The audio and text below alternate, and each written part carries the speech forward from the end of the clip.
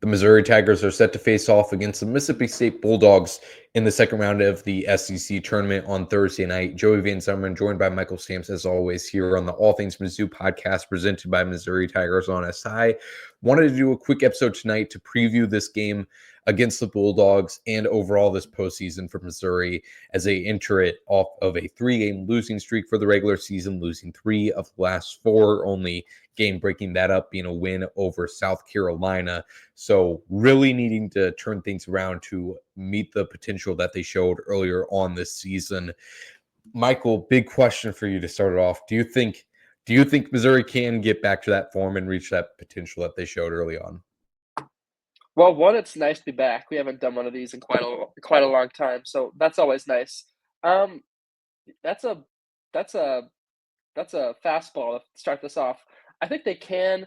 It all really depends on the defensive end. I don't think there's been a super significant drop off in what this team's doing offensively. I mean, Mark Mitchell is still doing his thing. Caleb Grill is still hitting shots. That's not really the problem, but there's just been a weird drop off defensively. When it comes to fouling and protecting the paint and downhill drives and things like that. And I'm not going to beat that message over anybody's head. It seems like Dennis Gates knows that that's a problem, and the team knows that's a problem. It just hasn't gotten any better, and they've talked about it. Every post game and every pregame press conference. It just hasn't really improved. It all depends on that. They have a good opportunity to show that against Mississippi State. It's not the strongest offensive team in the conference. In fact, they're still scoring around 75, 80 points a game, but they're not the strongest offensive team in the conference at all. So good chance to muck it up on the defensive end and put some points on the board and grab a win. But yeah, they definitely can return to that form. But again, common theme when they were playing at their best. When you look at Alabama or Mississippi State on the road, or Ole Miss, or some of those really impressive wins that opened some eyes for Missouri, they were putting up an absurd amount of points while locking it up on a defensive end. So it really just depends on how they can defend the paint and how they can stop some of those lead guards. Example, Josh Hubbard and Riley Kugel, who are not going to be easy matchups at all. So just depends on how things go on the defensive side of the ball, and then obviously they have to hit some shots as well. Right, absolutely. That defensive play, like you said, it's just been kind of odd, but it's definitely been a common trend through these past few games. It's not like there's been one thing that each team has found a unique way to attack them. Sending teams to the foul line, free throw line has definitely been a problem. Inside the paint, Arkansas really attacked that really well. And then as Dennis Gates highlighted yesterday of the late game situations against Oklahoma, Kentucky, and Vanderbilt going to overtime, not being able to close those ones out. It required a comeback for all 3 of those because they didn't have a good start to the game either. But not being able to close those games out no matter. And yeah, defensively, like you said, it wasn't like that was their strongest unit all season long. They were kind of closer to the middle of the pack than that. However, they still definitely created a lot of impact plays, very active, constantly creating turnovers and being really good in transition off of that. And also that kind of disappeared in this last stretch here. So yeah, I mean, to answer the same question, I would say yes. I mean, it's not like they've lost any players to injury. But again, it's not like it's been any unique thing that any of these teams has exposed by Missouri. It's been kind of the same things that keep on killing in the 3 out of 4 game losing streak. So other than that, though, like you said, offensively hasn't all been there either. Caleb Grill has definitely returned back to the mean, it seems, as a 3-point shooter, but Mark Mitchell has really hit his stride in the second half of SEC play, so that you can rely on that. Anything to add in there, Michael, before we get to more specific preview? Yeah, just a quick reference here. After Missouri's win over Alabama earlier in the season, 15th in KenPom, 11th in adjusted offensive rating, and 40th in adjusted defensive rating. Right now, as we speak in this very moment, 20th in KenPom, so only a 5-spot drop down the overall rankings. What I have 5th in offense, so they've increased in that area, probably a pretty good margin. And then 74th in defense. So I'm gonna let that number do the talking. It's the worst number. It's the lowest number in the top 30, significantly, in Ken Palm as a whole. So just keep that in mind as well. When we're talking about and looking at, I guess, this defensive drop off over the last couple games. Absolutely. Now, onto this Mississippi State team. You mentioned both Riley Google and Josh Hubbard. In the first half, Mississippi State scored 44. Josh Hubbard had 16 of those, which is a pretty good ratio. He ended up with 26 of Mississippi State's 91. Just a really elite player, 5'11", 190, sophomore guard. Missouri, the last time these two guys played, I mean, he still got his. He got 24 points, 13 shooting, and 6 of 11 from the 3-point line. He matched Caleb Grill in that game. I know we've talked about it before, Michael, but just what challenge exactly does Hubbard present?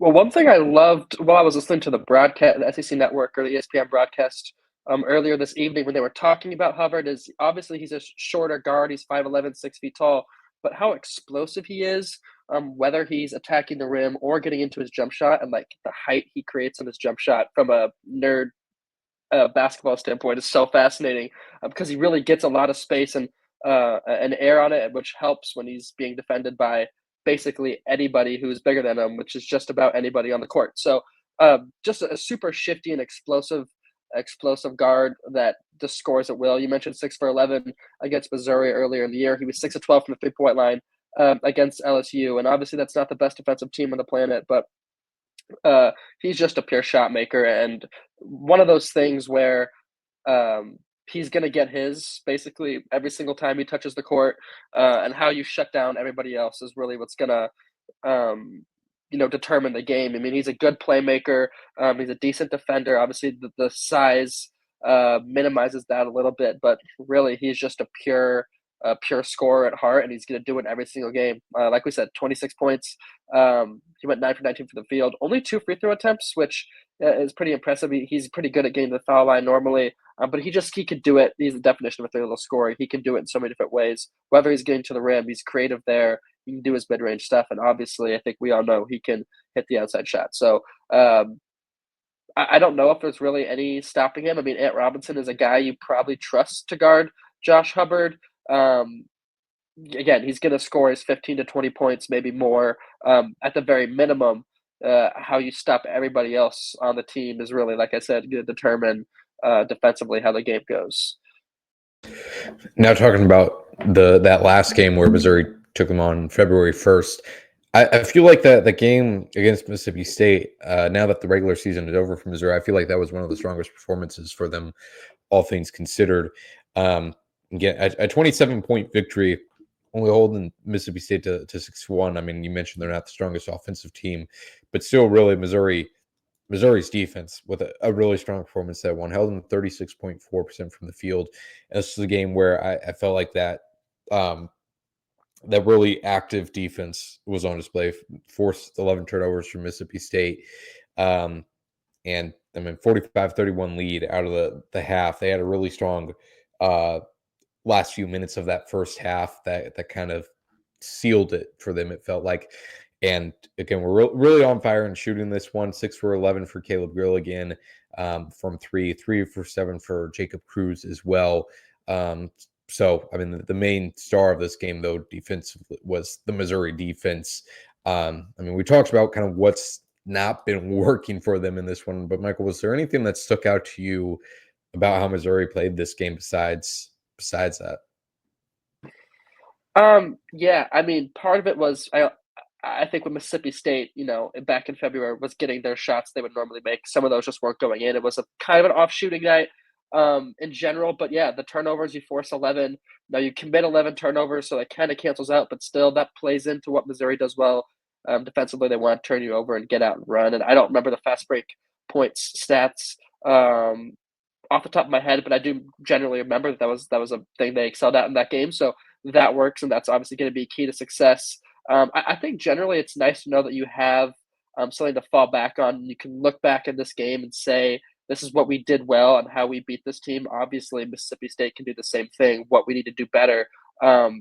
Another kind of generalization, not just on defense, that stands out. You mentioned Caleb Grill at the end of the first half. I don't remember what the exact numbers were, but he just went on a classic Caleb Grill heater where he hit a couple threes and a couple of them that have no business going in ever. It seems like we haven't seen much of that recently, and I'm not talking just about Caleb Grill. Just in general, part of what makes this team so special is their ability to score in chunks and the fun highlight plays and they're struggling and then a transition dunk or they're not hitting the shot and then bam, there's 3 threes right in a row. Those chunk scoring, possessions where they go on 3 or 4 plays in a row hitting threes. It just seems like that flamethrower offense, even though they're still scoring a tremendous amount of points a game, those kind of run, igniting plays that can just kill another team's momentum seems like they're not there. And that was a thing that really stood out against Mississippi State. And it really extended that halftime lead. And you'd like to think that that's a key reason why they ended up winning this game. I mean, ended up leading by 14 at halftime, like you said. So, they're going to need some of that on offense, but back to your question, just you got to turn force turnovers and take advantage of them as well. I mean, forcing a turnover is one thing, earning yourself an extra possession, but capitalizing and scoring off it, whether it's transition or just in general, is even more important. So finding ways to score off those turnovers is going to be really crucial if they can force them. Yeah, you mentioned just the offensive. I mean, we kind of talked about it at the top too. Like it's still been there, but I think that's a good way to pinpoint it of those lack of really explosive runs because I think that's what builds their defense so much. They can really build off a lot of that, and I think the greatest example of that is in that Alabama game where Missouri allows, I think, 98 points against Alabama. Very good offense, and Mark Sears really got going in the second half there. But Missouri, just from one, it helps to build a lead as strong as they had in the first 5 to 10 minutes there against Alabama. But then also throughout that second half, they were going shot for shot with Alabama, and also then just making enough plays defensively, creating enough turnovers to end up getting the margin in that one. But so when you're not creating those runs, when you're kind of more of consistent. I mean, consistent again. The offense has been fine, but there hasn't been the 3-point shooting. I mean, you mentioned Caleb Grill. It hasn't been at that same consistent level where they can really build some sort of momentum offensively that can build into the defense. So there's that. Any other thoughts on this Mississippi State game specifically? I have another nerd out moment about what I was just Okay. talking about. I knew there was a term for what I was trying to describe. And Evan Miyakawa, who's just a really good analyst who goes into the deep dive on the analytics side of things. Nothing about it this year, but he uses the word kill shot to describe 10-0 runs. And that's the exact a term I was looking for. Just a quick spurt of scoring seemingly out of nowhere that could just kind of bury a team, I guess. And that's exactly what Caleb Grill did at the end of halftime there. I have an alarm going off, sorry. That's exactly what Caleb Grill did there at the end of that first half of the Mississippi State game. Just buried a couple shots, some that were just ridiculous and have no business going in, and kills momentum, especially going into halftime. That makes life so hard for an opponent when you just allowed 12, 15 points and you don't even know how it happened, and all of a sudden you're down 14 points and you have to climb back in a game when maybe you're expected to win, especially when you're at home. So that was a term I was looking for there, and just more of that, right? I mean, obviously this team can score. We have no doubt or disbelief about that. They've done it all year, and the Ken Palm numbers back it up, and so do the points per game numbers in the conference as well. But that chunk scoring, those kill shots, those 10-0 runs, that can bury a team a little bit or garner momentum if you're down or extend a lead are going to be super crucial in March or in the SEC tournament and March Madness. I mean, if there's one thing we know about these big tournaments now is that elite guard play and elite shooting can take you a long way, and Missouri has that when they want to, and they're going to need to reignite that to win some games down the stretch here. Absolutely. I think that's what makes this team so difficult to predict entering a single elimination tournament of just what night is going to be their night and more importantly, what night is not going to be their night. I think that's been with all of their losses in the SEC so far. I mean, there's been some, especially in this last stretch here, where you could say Vanderbilt is a toss up. Um, Kentucky, I guess you could say as well, or it's really a difference of a few things, but I'd say Kentucky and Vanderbilt were both a better team in both those games. But again, this is a team that's hard to predict. Um, could very well see them making a run as we predicted early on in the season when they put together those statement wins, but could also see this season ending quicker than it maybe should for Missouri. I'll just put it at that. I don't want to put a specific round on that. But Missouri opens as 2.5 point favorites over Mississippi State. This will be a close one. Just overall, Michael, I think we've discussed a lot of it today. But is there anything that sticks out to you as something Missouri needs to do great in this postseason? Yeah, I'm gonna pinpoint the Mississippi State game, and this is something I wanted to touch on a little bit outside of, the defensive side is rebounding the ball. Mississippi State's a top 5 rebounding team in the conference. Um, they have a combination of really good physical forwards and Cameron Matthews, Keshawn Murphy, and Michael Nwoko, all of which are again just solid physical. Kind of reminds me of what Texas A&M does a little bit with Garcia and Washington and Payne and Coleman. They just can throw so many big physical forwards at you, and just finding ways to rebound well against them. Just it's about creating extra possessions. It's the same thing with forcing turnovers. If this is a team that's going to excel on the offensive side of the ball, they need to have the ball on offense with the chance to score. So if you can create some chances on offense, whether it's turnovers, extra possessions with offensive rebounds, and then sticking to your roots and being physical when rebounding on the defensive glass, it's going to be important. This is not the best rebounding team in the country. Obviously, that was a huge flaw last season when they were struggling in conference play. It improved, but you can still look back on it this past season and notice some rebounding struggles there. So if they can touch that up a little bit here in conference play, I think it's definitely possible to earn a win or two in the SEC tournament. And I've mentioned this a lot in some of my writing over this last week about how far a win in conference tournament could go, including this Mississippi State game, because that's a tournament team, quad 1 or quad 2 victory you're adding to your resume, momentum wise, to pick up a big win right before March Madness it would be a feel good thing. And again, like we were saying earlier, that return to form of what this Missouri team was at its peak in the regular season. So I think a win here against Mississippi State could go a long way, but there are some things we're going to have to do pretty well to do so. Yeah, it's always hard to say as far as momentum. I feel like a lot of times we, as sports writers and observer of sports in general, you like lean on that like a momentum builder like a little too much. It comes a cliche sometimes, but I agree with you. I think for this game, that's not the case. I think that is a real thing. To lose 3 of your last 4 in the fashion that they did, where it really just seemed like there wasn't a lot of that same intensity. I agree with you.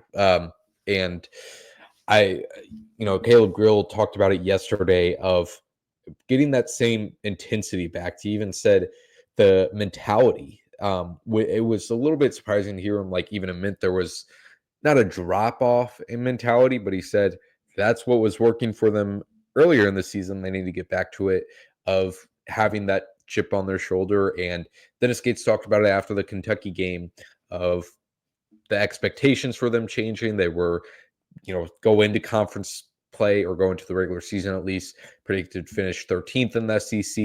And then all of a sudden, very quickly into conference play, it becomes their favorite in a lot of these games, favored to finish in the top half of the SEC and kind of dealing with those changing expectations. I guess an ideal world, those expectations don't matter to you, and maybe they don't honestly, but the team clearly had a chip on their shoulder they were playing with earlier on in the year with the whole shush thing, and I think if they win again, again, I think a momentum builder would be real in this one. I think we would see the fingers being placed over the lips. And then they would, if they end up getting the win, they'd face Florida on Friday night. Selection Sunday, this Sunday. So a lot of exciting stuff coming up for Mizzou basketball this postseason. We appreciate you tuning into this episode of the All Things Mizzou podcast, and we hope you do the same throughout March Madness.